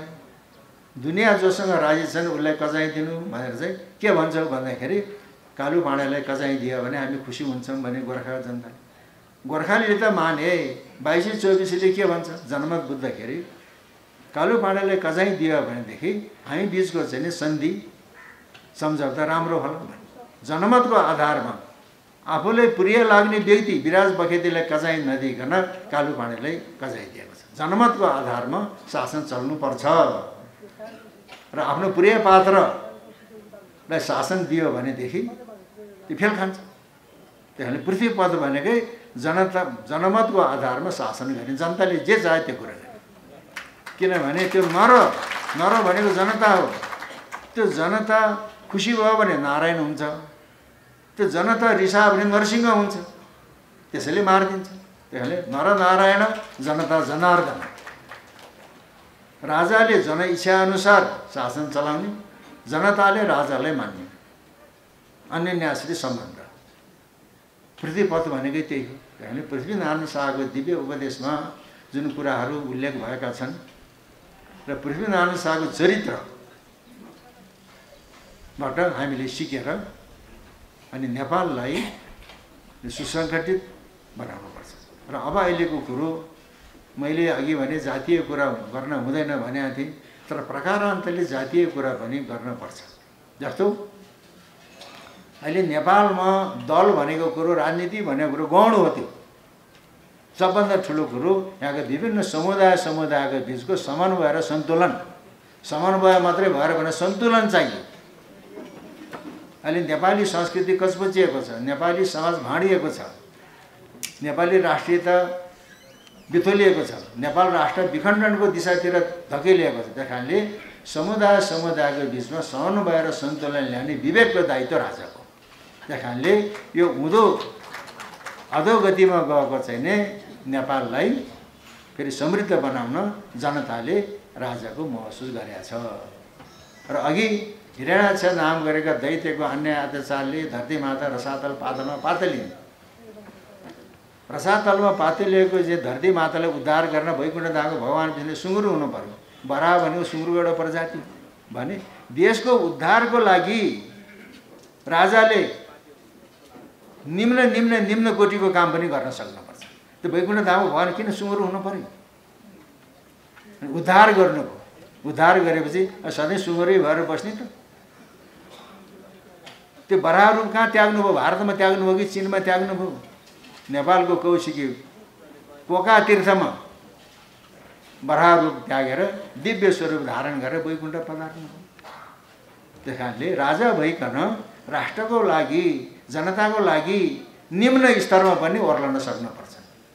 सुरिलो जाने बाँसेको लिङ्गो भुइँ छोयो टुप्पाले अनि बल्ल ठुलो हुन पाइन्छ। त्यहाँले अब हामीले नरनारायण जनता जनार्दन, नरनारायण र जनता जनार्दनको समन्वय नै पृथ्वीपथ हो। यसको बारेमा त जति बखाने पनि हुन्छ, तर अब यहाँ कतिपय अब ज्येष्ठ नागरिकहरू पनि हुनुहुन्छ, त्यस कारणले अब बेलामा औषधि खान पर्ने, पानी खान पर्ने, यताउति छिटो पुग्नु पर्ने। फेरि आज चण्डी पूर्णिमा, बुद्ध जयन्ती हो, आफ्नो घरमा दिवाली पूजा इत्यादि इत्यादि इष्टमित्रहरू पनि होला। त्यस कारणले अब यस्ता यस्ता कुराहरू पनि हामी गर्दै जाउँला। र मैले अस्ति नै भने, अहिले माओवादीले, एमाले, काङ्ग्रेसले, राप्रपाले, अझ कुनै पाले राष्ट्रियता र चाहिँ धर्मको बारेमा केही कुरा गर्छ भने म आउँछु भनेर भनेको छु। अब यहाँबाट चाहिँ सगुन लावती बाबुले अब यो चाहिँ 3 गते शनिबार राप्रपाले पनि कता आउखै कुनै पृथ्वीपद सम्बन्धी एउटा गोष्ठी गर्ने, तपाईँ आइदिनुहोस् है। म आउँछु नि, किन नआउने भनेको छु। यदि चाहिँ राप्रपाले गरेको कार्यक्रम हो भनेर उपेक्षा नगर्नुहोस्। राप्रपाले आयोजना गर्यो, त्यो त पृथ्वीपद सम्बन्धी चर्चा हो नि त। म जान्छु, तपाईँहरू पनि आउनुहोस्। अब यति भन्दै अब यहाँ आउनुभयो। अब कति कुरो गर्ने मेरो पनि मनमा इच्छा थियो, तर अब यतिकैमा, किनभने भात पनि टन्न खानु भने यति यति खाउँ खाउँ गरेर उठ्नुपर्छ। खाउँ खाउँ गरेर जगवानको कुरो सुन्न त त्यहाँ जान्न, कुरो त मिठै गऱ्यो बा, खाउँ खाउँ गरेर उठ्नुपर्छ। त्यहाँ सबै कुरो म भन्दिनँ, ढुङ्ग्रोमा अलिकति मोही पनि राख्नुपर्छ। त्यस कारणले आज यहाँहरू आउनुभयो, मेरो कुरा सुनिदिनु भयो। यो सबै कुरो यो राष्ट्रलाई थाम्नको लागि, श्रीमान ज्ञानेन्द्रलाई सजग गराउनको लागि आजको यो वैचारिक आन्दोलन, यो पनि एकांश अफ पोलिटिक्स हो, एउटा चाहिँ आन्दोलन पनि हो। र सबैलाई चाहिँ म हार्दिक नमन अर्पण गर्दछु। अब हाम्रो प्राध्यापक डाक्टर सुषमा आचार्य म्याडमले आफ्नो मन्तव्यसहित धन्यवाद ज्ञापन गर्नुहुनेछ। त्यस कारणले गच्छ गच्छ सुर श्रेष्ठ पुनरागमन आयो। आफ्नो देवताहरू आफ्नो आफ्नो स्थानमा जानु, तपाईँहरू मुख बोल्ने देवताहरू फेरि कुनै ठाउँमा आइनु मौका भेटौँला। र सबैको जय कल्याण होस्। म धेरै कुरा गर्दिनँ। डाक्टर जगमान गुरुङले पृथ्वीनारायण शाहको दिव्य उपदेशको विषयमा वर्णन गर्नुहुनेछ। यो मैले चाहिँ कसरी सुरु गरेँ, मलाई पृथ्वी विचार अभियन्ता भन्छन्। यो विचार कसरी आयो, कसरी सुरु गरियो भन्ने कुराको विषयमा म केही कुरा यहाँ समक्ष राख्न चाहन्छु। यो म युवाकालमा म खोटाङ जिल्लाको एउटा चाहिँ गाउँमा, त्यो चिसापानी भन्छ, त्यहाँ एउटा माध्यमिक स्कुल थियो। त्यो स्कुलमा पढ्ने क्रममा 9-10 क्लासमा पढ्ने क्रममा मेरा 2टा गुरुहरूले मलाई, एउटा गुरु चाहिँ धरानमा पढेको, उनी चाहिँ कम्युनिस्ट भएछन्, मेरो भान्जो। अर्को चाहिँ मेरो भतिजा विराटनगरमा अध्ययन गरेको, उनी चाहिँ नेपाली कङ्ग्रेसप्रति उनको झुकाव भएछ। र उनीहरूले हामीलाई साम्यवाद र प्रजातान्त्रिक समाजवादको विषयमा कुराहरू सुनाउँथे। अनि मैले भने, भान्जोलाई भने, तिम्रो यो साम्यवाद त सम्भव हुने कुरा रहन्छ। यो चाहिँ पहिलो कुरा तिमीले भन्यौ, हामी सबै बराबर हुनेछौँ। त्यस्तै तिमीले भन्यौ देशको भूगोल हुन्न, देश नभए भूगोल नभए देश कसरी बन्छ। मैले भने त्यस्तै हामीहरू चाहिँ अन्तर्राष्ट्रिय जाति हौँ भन्थे। त्यो पनि सम्भवको कुरा होइन। साम्यवाद भनेको असम्भव कुरा हो। यो चाहिँ झुटो खेती गर्ने कुरा रहेछ भनेर मैले मेरो भान्जाप्रति मैले असहमति जनाएँ। अनि मलाई भतिजोले चाहिँ समाजवादको कुरा गर्यो, प्रजातान्त्रिक समाजवादको कुरा गर्यो। यो चाहिँ केही हदमा सम्भव हुने कुरा हो भन्ने मलाई लाग्यो। पछि म महेन्द्र मोहन कलेजमा पढेँ। त्यहाँ पढ्दाखेरि 101 विद्यार्थी नेताहरू थिए, उनीहरूले भाषण गर्थे। अनि मलाई उनीहरूको भाषणप्रति म अलिकति प्रभावित भएँ।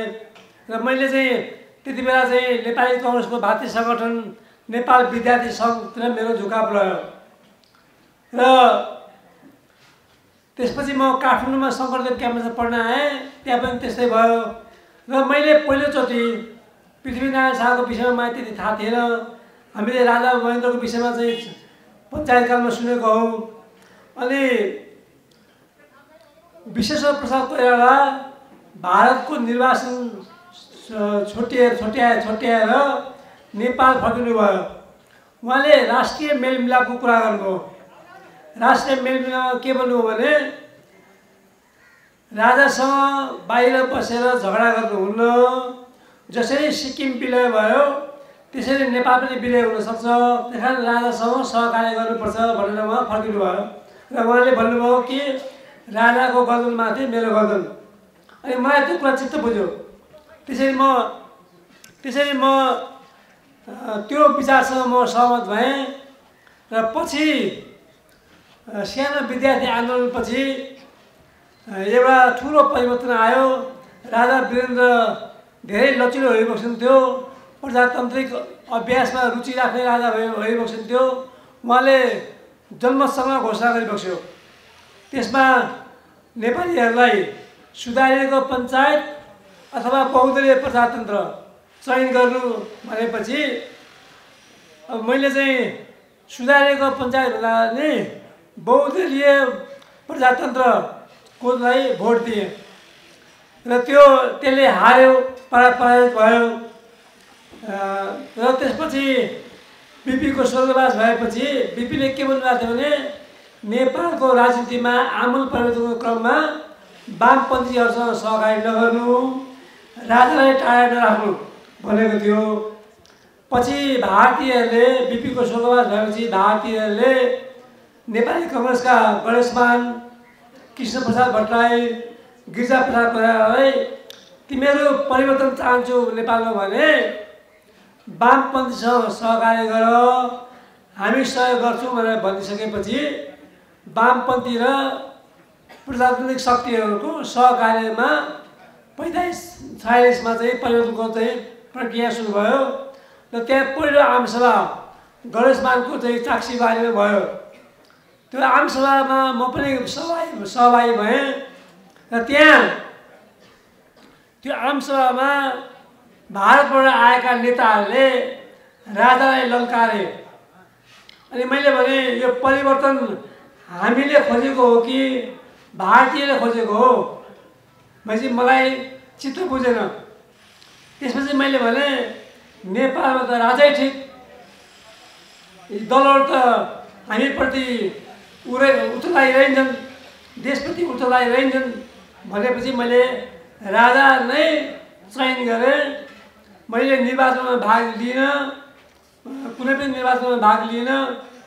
र पछिल्लो क्रममा अब 47 सालको संविधान बन्यो। त्यसमा केही धाराहरू अपरिवर्तन थिए।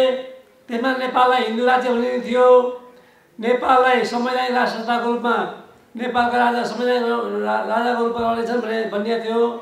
प्राकृतिक साधन स्रोतमा 2/3 बहुमतले पास गर्नुपर्छ भन्ने थियो। नागरिकता वंशको आधारमा वितरण गर्नुपर्छ भन्ने थियो। त्यो कुरा चाहिँ ठिकै थियो। र पछि माओवादीहरूलाई भारतले उक्साएर, पुष्पकमल दाहाल, बाबुराम भट्टराईलाई उक्साएर 47 सालको संविधानमाथि प्रहार गर्न लगायो। र मेरो भनाइ के रह्यो भने अब यिनीहरूले नेपालमा भएको जुन व्यवस्था छ, संवैधानिक राष्ट्र संस्था जुन छ र हिन्दू अधिकार जुन छ, यसलाई मास्छन् भन्ने भएपछि मैले के गरेँ भने मैले अब बिस्तारै बुझेँ। बडा महाराज पृथ्वीनारायण शाहले हामीलाई यो राष्ट्र थामी खाने विचार दिएको रहेछ। मैले पृथ्वीनारायण शाहको किताबहरू, पुस्तिकाहरू पढ्न पाएँ। उहाँको दिव्य उपदेशहरू मैले चाहिँ पढ्न पाएपछि मलाई लाग्यो सबभन्दा उत्तम विचार भनेको चाहिँ पृथ्वीनारायण शाहको विचार रहेछ। भनेपछि म त्यसपछि 52 सालदेखि मैले पृथ्वीनारायण शाहको पूर्ण कदको तस्बिर म तपाईँलाई देखाउँछु।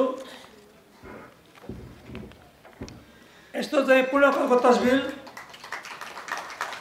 जहाँ चाहिँ केही महत्त्वपूर्ण दिव्यवचन लेखिया छन्। निया निसाब बिगार्ने भन्याको, घुस दिने र घुस खाने र यिन दुईको त धनजीव गरिल्याएको पनि पाप छैन भनेर पहिलो कुरा चाहिँ भ्रष्टाचारमाथि प्रहार गरिएको थियो।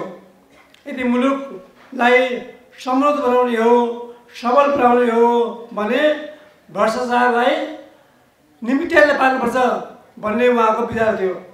त्यस्तै सिपाही भने तिखाइ राख्नु, तिखाइ राखेका सिपाही कसैका मलाजमा पस्दैनन् भने सुरक्षाको लागि सिपाहीलाई जहिले पनि तिखाइ राख्नु भनेर चाहिँ मन्त्री हुकुम गर्छ।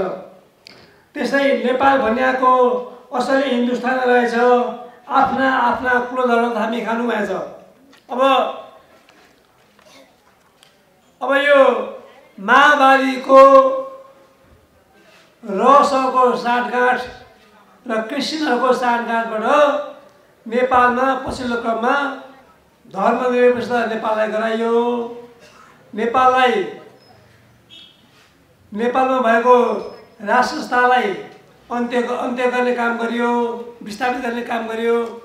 र म यही हिसाबले मैले भने अब यिनीहरूले पृथ्वीनारायण शाहप्रति प्रहार गर्छन्, यो मुलुकको अस्मितामाथि प्रहार गर्छन्। पृथ्वीनारायण शाहलाई प्रहार गर्नु भनेको हो मुलुकको अस्मितालाई प्रहार गर्नु हो भन्ने बुझेर मैले चाहिँ पृथ्वीनारायण शाहका विचारहरूलाई राष्ट्रव्यापी गर्ने काम मैले गर्ने प्रयास गरेँ। र आज त्यस्तै यो सानो कालो पुस्तिका छ, यसमा त्यति बेलाको भाषामा लेखिएको दिव्योपदेश यसमा चाहिँ विस्तृत रूपमा चाहिँ लेखिएको छ। म तपाईँलाई एक एकवटा दिउँला यो एक कपी। अब के छ भने मेरो डाक्टर जगमान गुरुङजीसँग पनि भेट हुने मौका कसरी मिल्यो भने हामीले पुष 27 गते पृथ्वीनारायण शाहको विषयमा चर्चा परिचर्चा गर्ने कार्यक्रममा हामी सहभागी हुन्थ्यौँ। मैले पटक पटक उहाँलाई वक्ताको रूपमा आमन्त्रण गरेँ र उहाँले उहाँको जुन दिव्य ज्ञान छ त्यो ज्ञानबाट मान्छेहरू धेरै प्रभावित भए र हामी सँगै छौँ। आज यो कार्यक्रममा उहाँले दिव्योपदेशको विषयमा चर्चा गर्नुहुनेछ। र त्यस्तै मेरा एकजना मित्र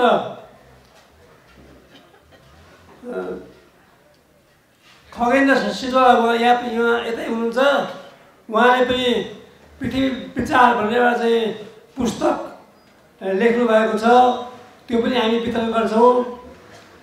अब म के भन्छु भने नेपालको अब्बल बाग भनेको पृथ्वी विचार हो। अब पृथ्वी विचारलाई अगाल्नुपर्छ। अब मैले अलिकति मेरो आफ्नो वर्णन गरे जस्तो हुन्छ। म चाहिँ पृथ्वीनारायण शाहको त्यो विचार मैले बुझेपछि मैले आफूलाई रूपान्तरण गर्ने कोसिस गरेँ, जति सक्दो रूपान्तरण गर्ने कोसिस गरेँ। म पहिला पश्चिमा वेशभूषामै हुन्थेँ र पछि पृथ्वीनारायण शाहको कुरा मैले अवलम्बन गर्नुपर्छ, यो खालि अरूलाई भएर हुन्न, आफैले उहाँको विचारलाई अब व्यवहारमा उतार्नुपर्छ भनेर मैले आफ्नो पोसाक पनि फेरेँ। म अहिले संसारको जुनै कुनामा जानु परे पनि मेरो पोसाकै हो। अनि यो पोसाक पनि बाहिरको नहोस्, यो यहीँको होस् भनेर म घर बुना लुगा मात्रै लाउँछु।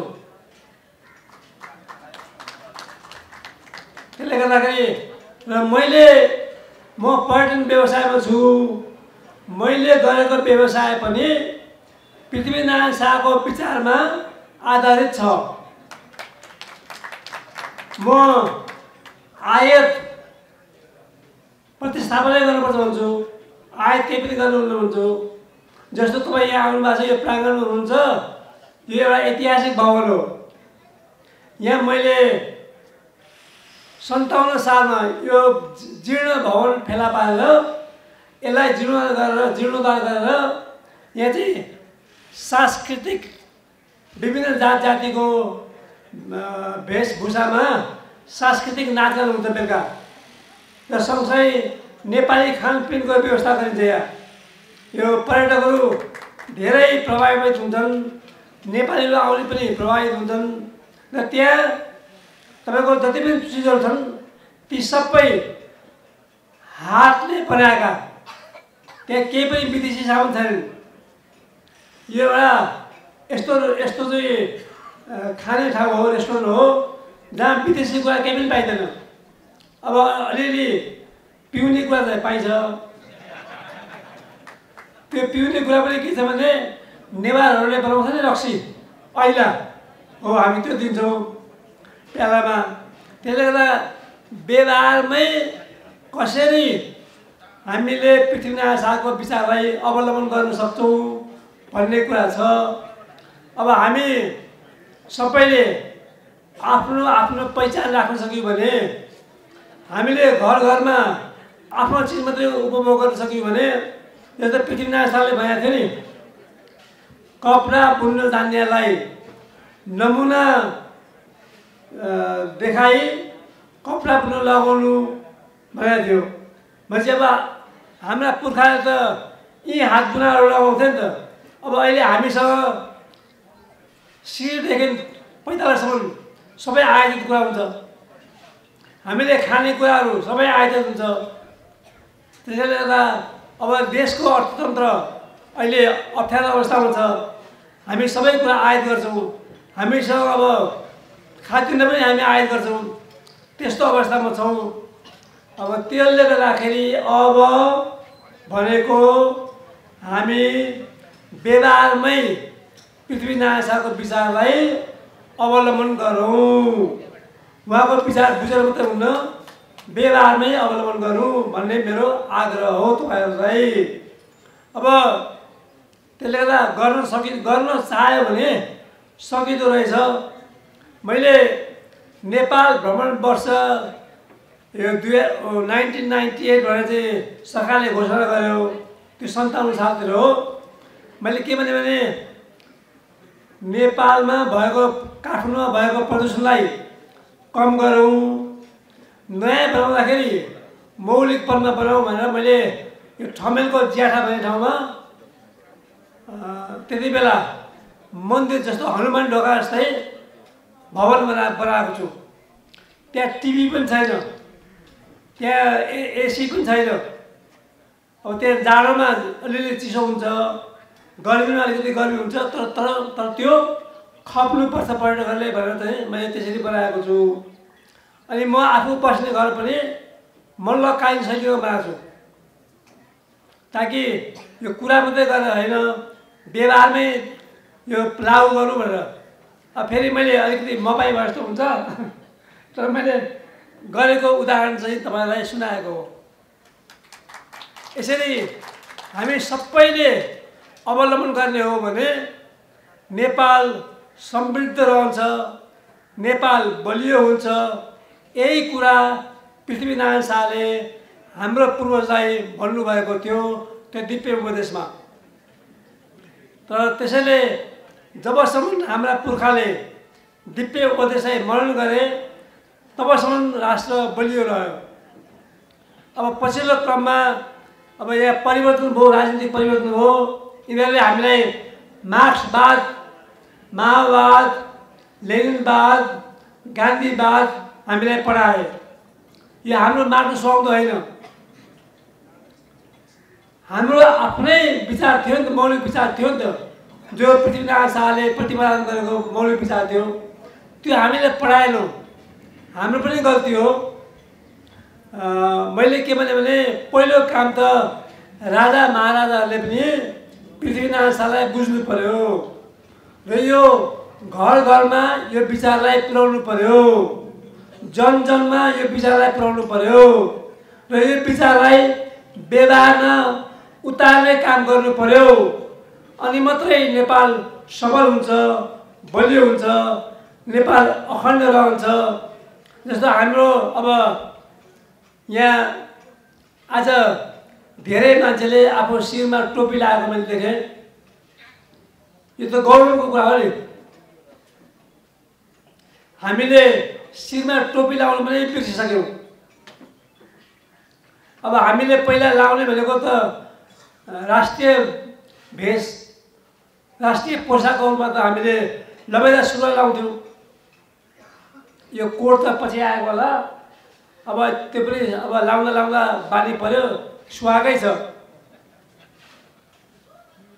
अनि मैले पहिला लाउने कोटहरू चाहिँ बाहिरकै हुन्थे, विदेशी हुन्थे। अनि मैले भने अब यो कसरी स्वदेशी बनाउने भनेर स्वदेशमै बस्ने चिजहरू पाइने कपडाहरू खोजेर अब अहिले एउटा चाहिँ गोर्खा ट्विट भनेर एउटा चाहिँ पोसाक बनेको छ। त्यो चाहिँ बेलायतको ट्विट जस्तै छ, नेपालमा बनेको। अनि मैले उहाँले उत्पादन गरेपछि मैले तुरुन्तै त्यो किनिहालेँ। अब त्यसले उहाँलाई प्रबन्धन पनि गर्छ नि। त्यहाँदेखि म भन्छु सकेसम्म मौलिक चिजै किनौँ, मौलिक उत्पादन नै प्रयोग गरौँ। त्यो कुरा मासिँदै गएछ। यदि हामी त्यो गर्न सक्यौँ भने हामी अब बल्ल नेपाललाई सबल राष्ट्र, बलियो राष्ट्र बनाउन सक्छौँ। अब हामी धेरै पाश्चात्य सभ्यतामा हामी बडा प्रभावित भयौँ। त्यो कुरा हाम्रो होइन। त्यसले गर्दाखेरि परिवर्तन गर्न सकिँदो रहेछ। मैले चाहिँ आफूलाई एउटा उदाहरणको रूपमा पेस गरेको छु। यो सम्भव रहेछ। अब मलाई पहिला पहिला केटाकेटीहरूले जान्ने पनि यस्तो लुगा लगाएर कहाँ हिँडेको। म पहिला साइकल चढ्थेँ, अनि यही लुगा लगाएर साइकल चढ्थेँ। केटाकेटीले सुहाएर यो त भन्थे। अनि मैले भने यो सुहाउने कुरा होइन। यसलाई चाहिँ लागु गर्दै गरेपछि एक समयपछि सुहाउँछ। सुरुमा त सुहाउँदैन। अब मलाई मेरो केटाकेटीले यो लुगा फुकालेर मैले कोट प्यान्ट लगाएँ भने ल बर्बाद भयो भन्छन्। त्यस कारणले अब जे अभ्यास गर्यो त्यही हुने कुरा हुन्छ। र मैले आफ्नो विषयमा धेरै कुरा गरेँ। मैले खालि भन्न खोजेको चाहिँ के हो भने उदाहरण हामी सबै बन्नुपर्छ भनेको। मैले एकल प्रयास गरेको छु। म पर्यटन व्यवसायमा छु। म पर्यटन व्यवसायमा जहाँ जाँदा पनि म बकुल्लो जस्तो हुन्छु। अब त्यहाँ त पर्यटन व्यवसाय त सबैले पश्चिमा सभ्यता नै अगाडि हुन्छन्। म मात्रै एउटा व्यक्ति हो जो चाहिँ बकुल्लो जस्तो हुन्छ। अनि मलाई यो तपाईँको नेपालमा जब माओवादीहरूले हिंसा हत्या गरे, अनि पछिल्लो क्रममा मधेसीहरूले चाहिँ तराईमा भएका हाम्रा पुराना रैथानेवासीहरूलाई त्यहाँबाट लखेटे, टोपी कुन्ची दिए। अनि मैले भने अब तराईमा त जान सकिँदैन। म पोसाक त म फेर्न सक्दिनँ। म लाउने पोसाक त्यही हो। अनि मेरो तराईमा पनि व्यवसाय छ। अनि म पछि अलिकति मत्तर भएपछि गएँ। अनि त्यहाँ एयरपोर्टमा उत्रेँ। अनि रिक्सामा चढेँ। अनि त्यो रिक्सावालासँग कुरा गरेँ, अनि तिमीहरूको ठाउँमा त हामी जस्तो मान्छे त तिमीहरू त देखिसक्दैनौ अरे। भनेको होइन सर, त्यस्तो होइन, सबैले त्यस्तो गर्दैनन्, केहीले गऱ्यो भने चाहिँ म टोपी अब यही लुगा लगाएर म त्यहाँ गएँ। त्यो मान्छेले राम्रै गर्यो। अब हिजो अस्ति चितवनमा जानु पर्यो, गर्मी छ। गर्मीको याममा यो त गर्मी हुन्छ नि, अलिकति गर्मी नै हुन्छ। तर मैले गर्मी पनि यो कस्तो छ भने यो गर्मीमा शीतल हुन्छ। यो चाहिँ यो कपडा नेपाली न्यानो कपडा चाहिँ, अनि जाडोमा चाहिँ ठिकै हुन्छ, न्यानै हुन्छ। अनि तर हुँदो रहेछ त गऱ्यो भने भन्ने एउटा उदाहरणको रूपमा मैले व्यवहारमा लागु गरेको छु। अब सबै केही नभए पनि एउटा टोपी लाउँ। अब त्यो टोपी लगायो भने पाल्पामा बनेको ढाका टोपीले बजार पाउँछ। तेह्रथुममा बनेको टोपीले बजार पाउँछ। अब अस्ति मलाई खाडीको मैले लुगा लाउँथेँ। अनि मेरो एकजना साथी हुनुहुन्छ, उहाँले मलाई उपलब्ध गराउनु भएको थियो। अनि उहाँलाई फोन गरेँ भने मेरो त लुगा त छैन, अब मेरो कपडा तपाईँले दिएको कपडा अब पुरानो भयो, मलाई कपडा फेर्नु पर्यो भनेर मैले भने। अनि लौ न जो गर्नुहोस् भन्दाखेरि कपडा बन्ने मान्छे त सबै यहाँ विस्तारित भइसके, छैन अब त पाइँदैन भनेर भन्नुभयो। अनि उहाँले भन्नुभयो त्यही पनि म कोसिस गर्छु है त भनेपछि एउटा परिवारकै 2टा परिवार रहेछन्। अनि उहाँले मलाई त्यो चाहिँ उपलब्ध गराउनु भयो। अब एक जोर कपडाको दाम 20,000 रहेछ। त्यो सुन्दाखेरि महँगो हो, तर त्यो लामो समय टिक्छ, त्यसले गर्दा त्यो सस्तै हुन्छ। अब यति भन्दै म फेरि यहाँलाई हात जोडेर आग्रह गर्दछु, तपाईहरूले डाक्टर जगमान गुरुङसँग आजको प्रवचन कार्यक्रममा पृथ्वीनारायण शाहको विचारको विषयमा धेरै ज्ञान पाउनुहुनेछ। तर त्यो ज्ञानलाई व्यवहारमा उतारौँ भन्ने चाहिँ मेरो आग्रह हो। म डाक्टर जगमान गुरुङ हामी चाहिँ यसलाई व्यवहारमै यसलाई उतारिरहेका छौँ।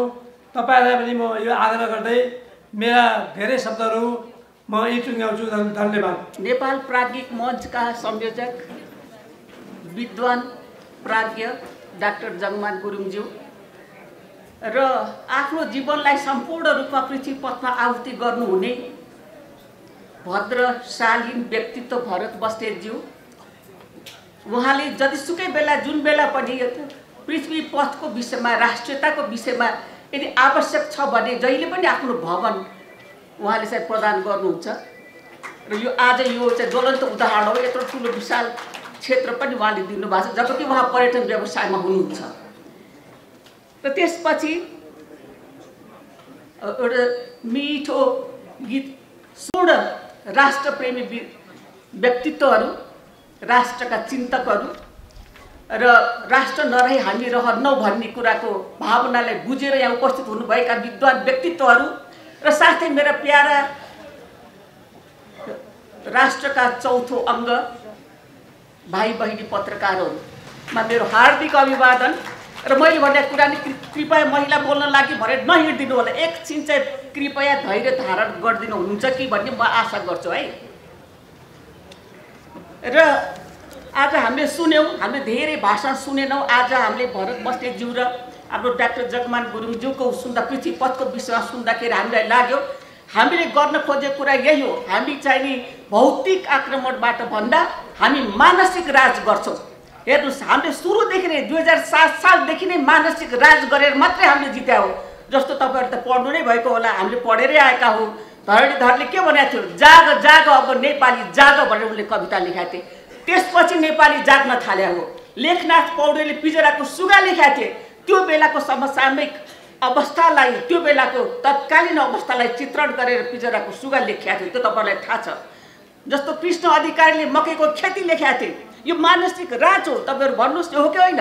यो मानसिक राज हो। यसरी हामीले मानसिक राज गर्नुपर्छ। मान्छेलाई भौतिक आक्रमण गरेर तर्साएर र यो मनगढन्ते कुरा गरेर मानिसलाई राज गर्न सकिँदैन। मानिसको मन जित्न सक्नुपर्छ, अनि मात्रै हामी केही गर्न सक्छौँ। नत्र भने हामीले गर्न खोजेको कुरा पुरा हुन सक्दैन। यसकारण म बार बार भनिरहेको छु, अस्ति पनि मैले भनी, हामीले यहाँ मात्रै सुन्ने होइन, हामीले अरूलाई पनि, हाम्रा छोराछोरी, हाम्रा इष्टमित्र सबैलाई हामीले सुनाऊ, हामी जागौँ। अब हामी चाहिँ के गर्छौँ भने यहाँ आएर सुन्छौँ, घर गएपछि बिर्सिन्छौँ। जस्तो हाम्रो नेताहरूले गर्छन्, विदेश जान्छन्, सब हेर्छन्, डुल्छन्, आफूलाई सपिङ गर्छन्, अनि देखेका कुराहरू एउटा फुल टिपेर ल्याउँछन्। क्या बिउ ल्याउँदैनन्, फुल ल्याउँछन्, अनि के हुन्छ त्यो प्लेनमै चाहिँ ओइलाइहाल्छ। यहाँ ल्याउँदा त फुल त कापुको है डस्टबिनमा जान्छ। त्यो चाहिँ गर्ने होइन।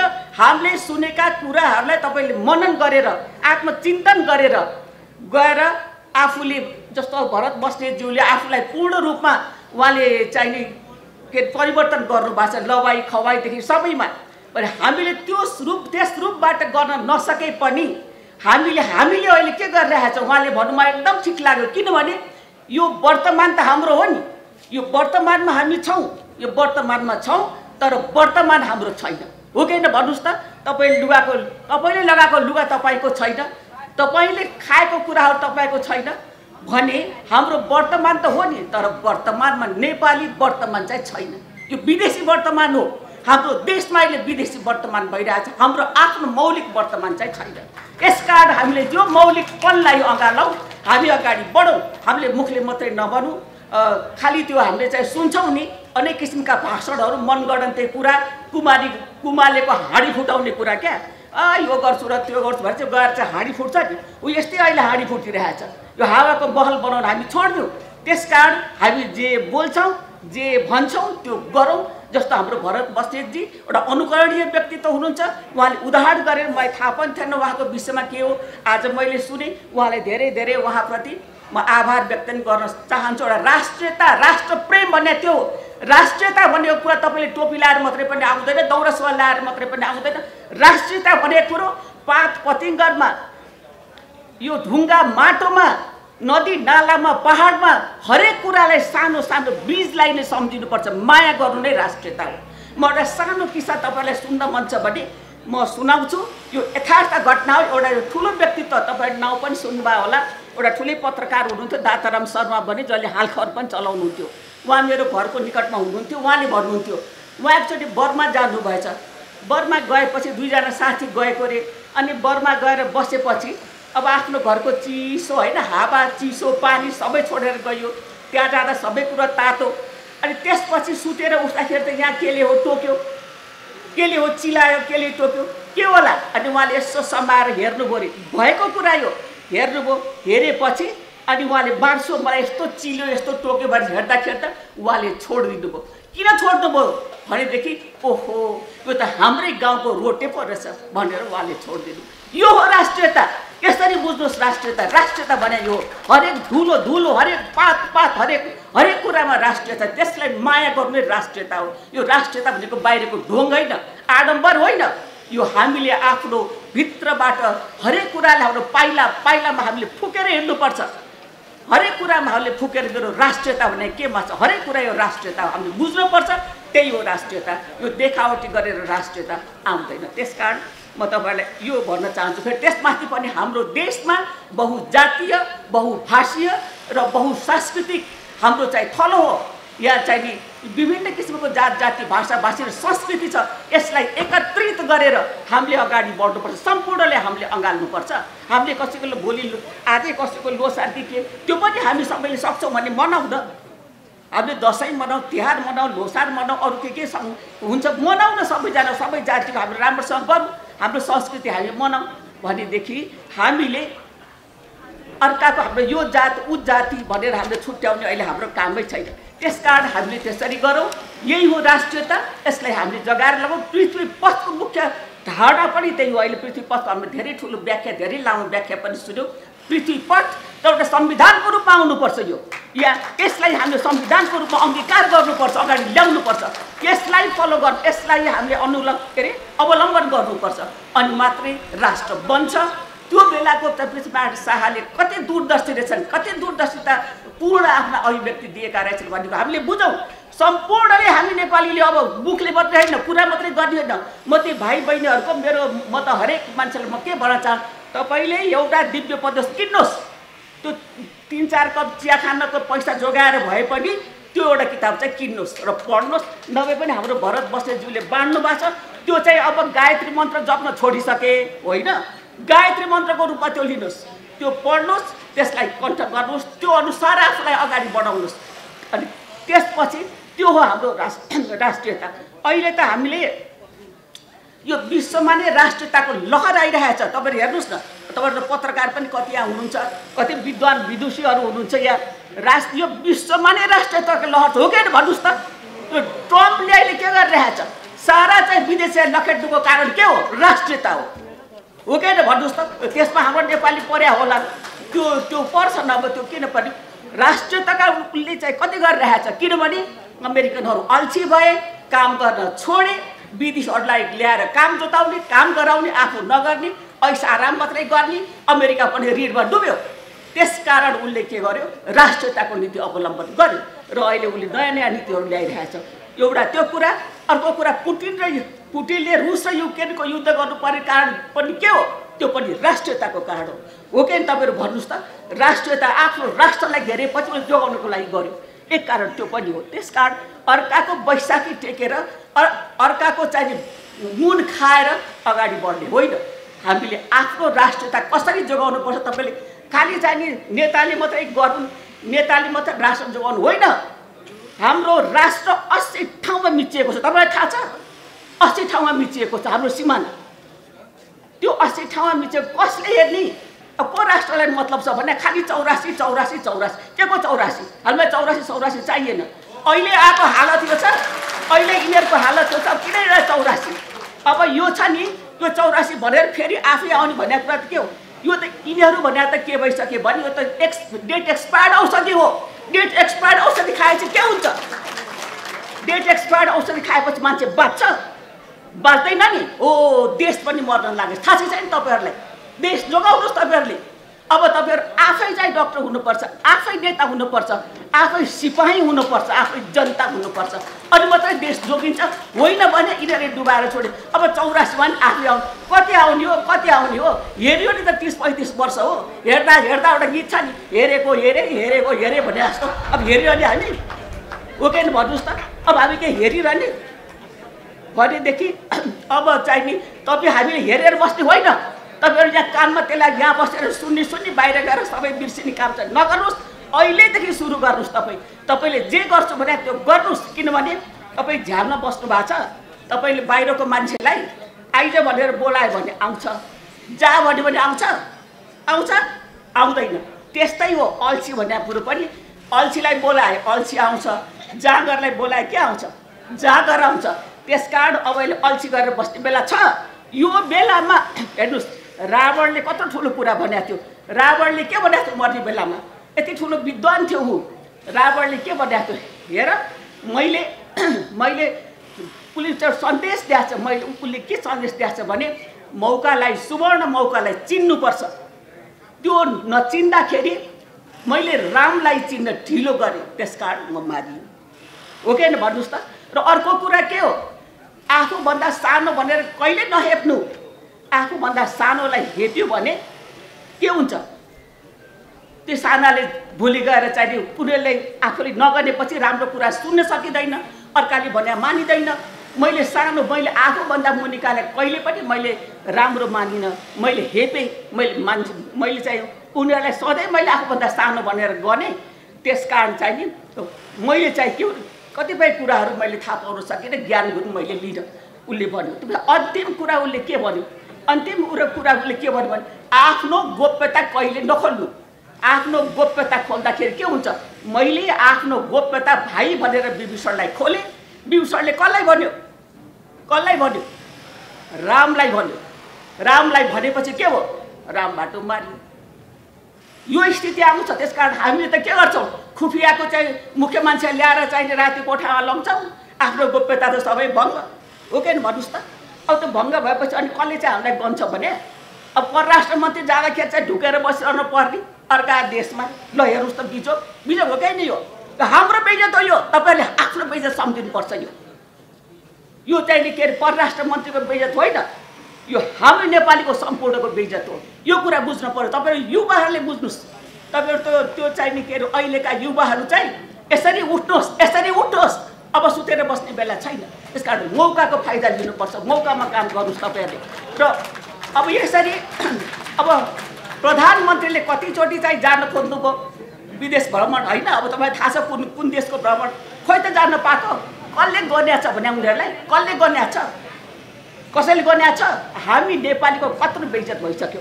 अब मैले त अस्ति पनि भने, जबकि नेपालीलाई ठग भनिसक्यो, भिखारी भनिसक्यो, तपाईँ हामी सुनेर बस्ने हो कि मरितुल्य भएर बस्ने हो कि? हामीले खानु र लाउनु मात्रै हामी पशु हो? हामीले मन गर्दा त्यो कुरा सुनाउने, ग्यास पाइप के अरे चाहिँ ल्याउने घर अनि जहाज चलाइदिने, दुनियाँभरिको आकाश पातालको कुरा गर्ने, हावा महल बनाउने कि अनि खाएर बस्ने, अनि हामी के पशुतुल्य भएर बस्ने हो? हामी पशु हो? तपाईँ हामी सबै पशु भयौँ। हामी केही नगर्ने, खालि सुनेर बस उनीहरूले भनेको कुरामा मक्ख परेर बसे ताली बजाउने। पत्रकार भाइहरू, तपाईँहरू चौथो अङ्क म तपाईँहरूलाई पनि भनिरहेको छु। तपाईँहरूको यति ठुलो भूमिका हुन्छ नि राष्ट्रलाई जोगाउने र बिगार्ने काममा। तपाईँहरूले राम्रो कुरा लेख्नुभयो भने त्यो कुरा नै प्रचार प्रसार हुन्छ, राम्रो हुन्छ। यदि कसैले नराम्रो कुरा भनेको छ भने पनि तपाईँले राम्रो रूपमा लेख्नुहोस्, अनि राम्रो हुन्छ। देश जोगाउनको लागि हरेक व्यक्तिको आफ्नो आफ्नो दायित्व हुन्छ, त्यसमाथि पनि यो चौथो अङ्गको महत्त्वपूर्ण दायित्व हुन्छ। यो कुरा तपाईँहरूले बुझ्नुहोस्। र हाम्रो जुन किसिमको हाम्रो जुन वीरता थियो, हाम्रो स्वाधीनता थियो, हाम्रो मूल्य मान्यता मौलिकता थियो, त्यो सम्पूर्ण कुरा अहिले हामीले चाहिँ गुमाउँदै जाने, हाम्रो वैभवशाली अतीतलाई चाहिँ बिर्सने र हाम्रो आत्मग्लानी हुनुपर्ने, अनि पराधीन हुनुपर्ने, अनि परनिर्भरतातिर उन्मुख हुनुपर्ने, यो कस्तो विडम्बना भने हामी। मैले हिजो मात्रै सुने के अरे उसले नै के सिक्यो, हेर्नुहोस् है, मलाई बोल्दा बोल्दै अब मैले बोल्नै पाउँदिनँ होइन, बोल्दा बोल्दै यहाँ चाहिने यहाँ आउँछ, म बोलुँ कि नबोलुँ तपाईँ आफै भन्नुहोस्। हो त्यही हो, एकछिन त म बोल्न पाऊँ। हो त्यसकारण अब यस्तो किसिमको एकछिनलाई मात्रै बोल्छु है। जगमान सर 10 मिनट तपाईँको टाइम हो, 10 मिनट भइसक्यो, अरूलाई चाहिँ 10 मिनट त 20 मिनट भइसक्यो। ल माफ पाऊँ, मैले माफ पाऊँ है, ल माफ पाऊँ। टाइममा within the time, to the point within the time. ल म धेरै बोल्दिनँ। अब म यहाँ धन्यवाद पनि मैले दिन्छु, धन्यवाद दिनुको लागि आज चाहिने यो प्राज्ञिक मञ्चका आयोजकज्यूहरूलाई मेरो यहाँ यो कार्यक्रम आयोजना गरिदिनु भयो, यहाँलाई धेरै धेरै धन्यवाद। अनि त्यसपछि यो विशाल भवनको यो प्राङ्गण उपलब्ध गराइदिनु भयो, जुन भरत बस्ने जो विशाल हृदय भएका व्यक्तित्व हुनुहुन्छ उहाँलाई धेरै धन्यवाद। र त्यसपछि जुन यहाँ उपस्थित भएर यो सभालाई सफल बनाइदिनु भयो पत्रकार भाइहरू र यो हाम्रो जुन किसिमको राष्ट्रप्रेमी व्यक्तित्वहरू, उहाँहरूलाई हार्दिक धन्यवाद। यो विषयमा मैले यहाँ केही शब्द बोल्न पाएँ, सायद मैले बढी बोलेँ, यहाँलाई माफ चाहन्छु म। र हजुरलाई सबैलाई धन्यवादको साथै म बिदा हुन्छु र कार्यक्रम पनि अन्त्य भएको घोषणा गर्छु। नमस्कार।